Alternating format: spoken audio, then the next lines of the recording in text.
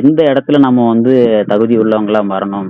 ஏன்னா எனக்கு இந்த விஷயத்த படிக்கும்போது எனக்குள்ள ஒரு கேள்வி வந்துச்சு. நான் பாத்திரவானா இருக்கிறேனான்னு ஒரு கேள்வி வந்துச்சு. ஆ இல்ல அப்படின்னும் பட்சத்துல, நான் எதுலெல்லாம் எதுலலாம் எப்படி நான் பாத்திரவானா மாறணும் அப்படிங்கிறது எனக்கு பிடிபடவே இல்ல. ஏன் பிடிபடலன்னா, நம்ம ஜெபிக்கிறோம், வேதம் வாசிக்கிறோம், நம்ம வாரத்துக்கு ஒரு வாட்டி கூடுறோம், எல்லாம் பண்றோம். அப்ப தேவன் விரும்புகிற மாரி பாத்திரவானா வரணும்னா நம்ம என்ன பண்ணணும்? அப்படிங்கிறது எனக்கு பெருசா பிடிபடல. தொடர்ந்து ஜெபிக்கும்போது கர்த்தர் சொல்லிக் குடுத்த விஷயங்கள மாத்திரம் நான் உங்ககிட்ட ஷேர் பண்ணணும்னு நெனைக்கிறேன். அந்த அந்த ஒரு காரியம் வந்து முதல்ல கர்த்தர் விரும்புறது பரிசுத்தம் அப்படிங்கிற ஒரு காரியம். அழைப்புக்கு பாத்திரவான்களாய் மாறணும் அப்படிங்கிறது. அப்படிங்கிறதுல முதல்ல பிரதானமா இருக்கக்கூடியது எதுன்னா, பரிசுத்தம். இந்த நேரத்துல நம்ம நினைக்கலாம், நான் பரிசுத்தமா தான் இருக்கேன். ஏன்னா நான் வந்து ஜெபிக்கிறேன், வேதம் வாசிக்கிறேன், சபைக்கு போறேன். தேவனோடு கூட தான் என்னுடைய தேவனை குறித்த சிந்தைக்கு தான் நான் அதிகமா இடம் கொடுக்கிறேன். எல்லாத்துக்கும் மேல என் கண்ணு வந்து தப்பான காரியங்கள், இச்சையான காரியங்கள் அதுல என் கண்ண நான் விடுறதில்ல. அ பேசுற விஷயங்கள் நான் கரெக்ட்டா பேசுறேன். பொய் பேசுறதில்ல, களவு பண்றதில்ல. என் கால் வந்து அ கர்த்தருக்கு பிரியமில்லாத இடங்களுக்கு போறதுக்கு கூட என் கால நான் அனுமதிக்கிறதில்ல. அப்ப என்னால கூடுமானம் மட்டும் நான் வந்து பரிசுத்தமா தானே இருக்கிறேன் அப்படின்ட்டு நம்ம வந்து ஒரு வேளை நினைக்கலாம். ஆ அப்ப இத தாண்டியுமா கர்த்தர் நம்மட்ட பரிசுத்தம் எதிர்பார்க்க போறாருன்னா, இப்ப நான் பட்டியலிட்ட எல்லா விஷயங்களுமே வந்து அ புறம்பான ஒரு பரிசுத்தம். அதாவது வெளியரங்கமான ஒரு பரிசுத்தம்னு சொல்லலாம். இது வந்து வெ வெளி வெளி வெளிப்படையான ஒரு பரிசுத்தம். நம்ம வந்து கண்ண பாதுகாத்துக் கொள்றதா இருக்கட்டும், சிந்தையில பொய் பேசாததா இருக்கட்டும், களவு பண்ணாததா இருக்கட்டும். அ இது எல்லாமே வந்து புறம்பான ஒரு பரிசுத்தம், வெளியரங்கமான ஒரு பரிசுத்தம். ஆனா உள்ள ஒரு பரிசுத்தம், உள்ளான இருதயம்னு ஒண்ணு இருக்குல்ல, அந்த உள்ள ஒரு பரிசுத்தம் வந்து ஒண்ணு இருக்குது. நம்ம உள்ளான இருதயம் எப்படி இருக்குன்னு யோசிச்சு பாருங்க.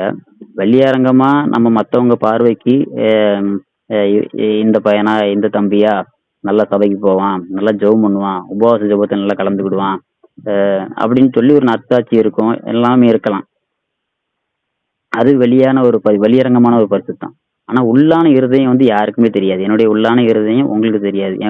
என் உள்ளத்தில் நான் பரிசுத்தமா இருக்கேனா இல்லையாங்கிறது யாருக்குமே தெரியாது.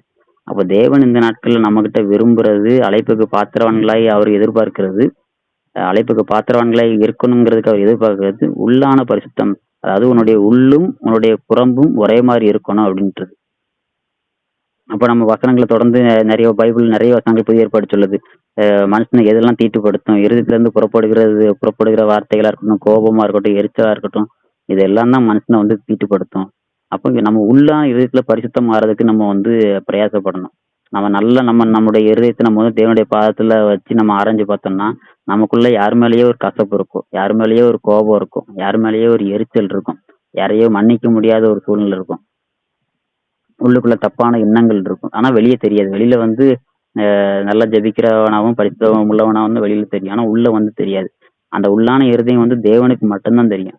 அதனால நாம நம்ம இருதயத்தை சீர்படுத்தி பார்த்து, நம்முடைய உள்ளும், புறம்பும் ஒண்ணா இருக்கணும். ஒரே மாரி இருக்கணும்னு சொல்லி கர்த்தர் வந்து நம்மகிட்ட விரும்புறாரு. இப்போ ஒருத்தன் வந்து அவனுடைய துர்க்கணத்த வந்து வெளியில காமிக்கவே மாட்டான். நான் வந்து ஒரு தவறான சிந்தையே நம்ம நம்ம நம்ம 3 பேர் இருக்கோம். நான் தவறான சிந்திச்சிட்டு இருக்கிறேன் அப்படின்னா, அத வந்து நான் ஓப்பனா வெளிய சொல்ல மாட்டேன். நான் வந்து இப்படி சிந்திச்சேன். இப்படி நான் வந்து யோசிச்சேன் அப்படின்னு கூட சொல்ல மாட்டேன். ஏன்னா, யாருமே அவங்களுடைய துர்க்குணத்த வந்து வெளியில காட்டுறதுக்கு விரும்பவே மாட்டோம்.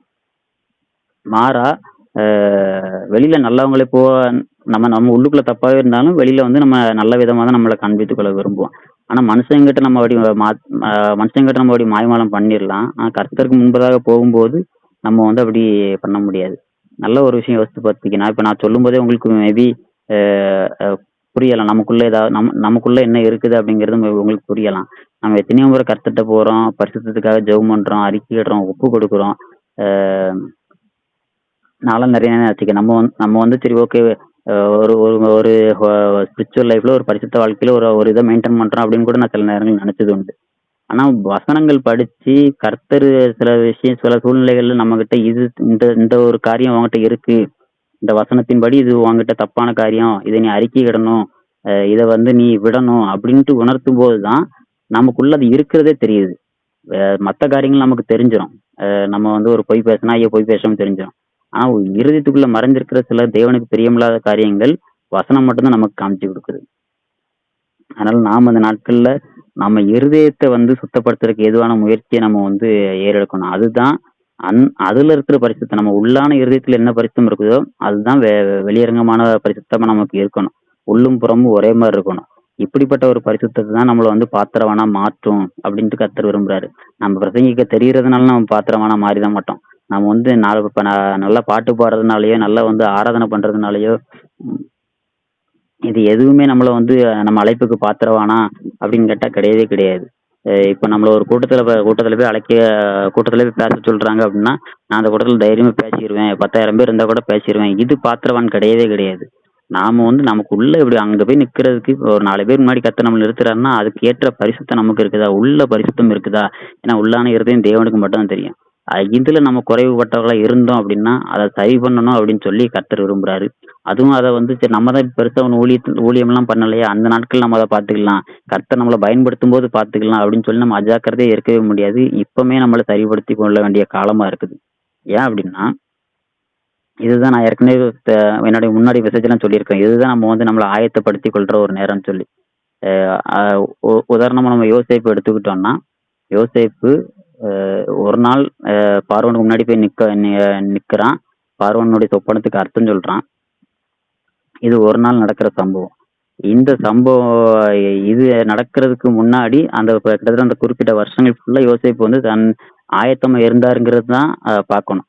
யோசேப்பு ஒருவேளை ஆயத்தமா இல்லாம இருந்திருந்தா, நமக்கு புரியுற மாரி சொல்லுவோமே, யோசேப்பு வந்து சிறைச்சாலையில இருக்காரு.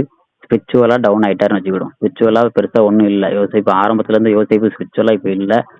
கொஞ்சம் அப்படி இப்படின்னு போயிட்டாரு. அந்த போத்திபார் மனைவி அவர கூடும்போது கூட அவர் கொஞ்சம் இடம் கொடுத்துட்டாரு.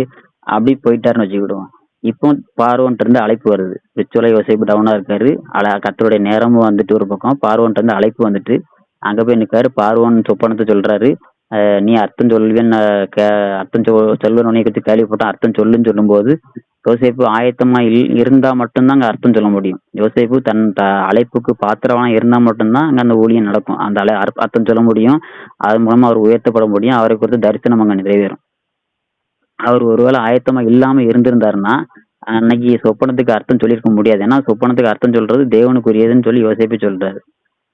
அதே போல தாவீது எடுத்துக்கிட்டோம்னா, ஆ அந்த யுத்த காலத்துல கோலியாத்த சந்திக்கிறதுக்கு அவன் வந்து வனாந்தரத்துல ஆயத்தமா இருந்தான். கரடிய மேற்கொண்டு ஆயத்தமானான். சிங்கத்தை மேற்கொண்டு ஆயத்தமானான். இது எதுவுமே இல்லாம படுத்து தூங்கிட்டு சோம்பேறியா இருந்திருந்தாரு அப்படின்னா, கோலியாத்துக்கு முன்னாடி தாவீதால அன்னைக்கு போய் நிக்க முடியாது. அதனால நமக்கான நாள் வரட்டும், நமக்கான நேரம் வரட்டும், அன்னைக்கு நம்ம பார்த்துக்கலாம் அப்படின்னு சொல்லி நம்ம இருக்கவே முடியாது. நம்ம எந்நேரமும் ஆயத்தமா இருக்க வேண்டியது அவசியமா இருக்குது. நமக்கான அழைப்புக்கு கர்த்தர் நம்மள அந்த அழைப்பை நீங்க விசுவாசிக்கிறீங்க அப்படின்னா கண்டிப்பா நீங்க ஆயத்தமா இருப்பீங்க. நமக்குன்னு ஒரு அழைப்பு இருக்கு. அன்னைக்கு ஜனங்களுக்கு உண்டதா கர்த்தர் நம்மளை கொண்டு நிறுத்துவாரு. நம்ம செய்ய வேண்டிய ஊழியம் இருக்குது. அதனால நாம வந்து இப்பவுமே ஆயத்தப்படணும். அந்த ஆயத்தம் எந்த அளவுக்கு இருக்கணும்னா, உன்னுடைய உள்ளும் புறமும் ஒரே மாதிரி இருக்கணும். உள்ளான இருதயமும் பரிசுத்தமா இருக்கணும். உன்னுடைய வெளிப்படையான காரியமும் பரிசுத்தமா இருக்கணும். வெளியரங்கமா பார்வைக்கு வந்து இவன் ஜெபிக்கிறவன் உபவாசிக்கிறன்ற பேரோட நம்ம பரிசுத்த நின்றக்கூடாது. உள்ளான இருதயத்திலையும் கள்ளங்கபடம் இல்லாம கர்த்தர் நமக்கு எழுதி கொடுத்த வேத வசனங்களின்படி நம்மளை சீர்படுத்திக்கிட்டே வரணுங்கிறது கர்த்தருடைய ஒரு எதிர்பார்ப்பா இருக்குது. அதனால நாம அழைக்கப்பட்ட அழைப்புக்கு பாத்திரவங்களை நடந்து கொள்றதுக்கு பரிசுத்தம் அப்படிங்கிறது மிக முக்கியமான காரியம். அதனால கிருபையாய் நமக்கு கிடைச்சிருக்கிற அழைப்பை நம்ம தக்க வச்சுக்கணும். அப்படின்னா அந்த கல்யாண விருந்துக்கு போகிற நாம வந்து பரிசுத்தம்ங்கிற வஸ்திரத்தை நம்ம உடுத்தியிருந்தாதான் அதுக்கு உள்ள போறதுக்கு நம்ம வந்து எலிஜிபிள் ஆகும். அழைக்கப்பட்டுட்டோங்கிறதுக்காக கர்த்தர் வந்து குப்பையெல்லாம் கொண்டு போய் பரலோகத்துல கொண்டு வைக்க மாட்டாரு. அழைக்கப்பட்டிருந்தாலும் அது பரிசுத்தமா இருந்தா மட்டும்தான் பரலோகத்துல கொண்டு வைப்பாரு. அதனால நம்மளுடைய அழைப்பு உணர்ந்து, நம்மளுடைய உத்தரவாதத்தை உணர்ந்து, நம்ம ஆயத்தமா வச்சிருக்கணும் அப்படிங்கிறத உணர்ந்து, நாம வந்து தேவனுக்கு நம்மளை விட்டு கொடுத்து இந்த நேரத்துல அப்படியே ஒப்பு கொடுத்து ஒரு சின்ன ஜெபம் பண்ணிட்டு நம்ம முடிக்கலாம் அப்படியே. ஆவியானவரே, இந்த வேலைக்காக உமக்கு ஸ்தோத்திரம்ப்பா. இந்த நேரத்திலும் கேட்ட வார்த்தைகளுக்காக உமக்கு நன்றி சொல்லுகிறோம். உம்முடைய கரத்துல எங்களை ஒப்பு கொடுத்து எங்களை தாழ்த்தி விட்டு கொடுத்து நாங்கள் ஜெபிக்கிறோம். நாங்களும் அழைக்கப்பட்ட அழைப்புக்கு பாத்திரவான்களாய் நடந்து கொள்ள கர்த்தர் எங்களுக்கு எப்பவும் கிருபை கொடுக்கும்படியா நாங்கள் ஜெபிக்கிறோம் ஆண்டவரே.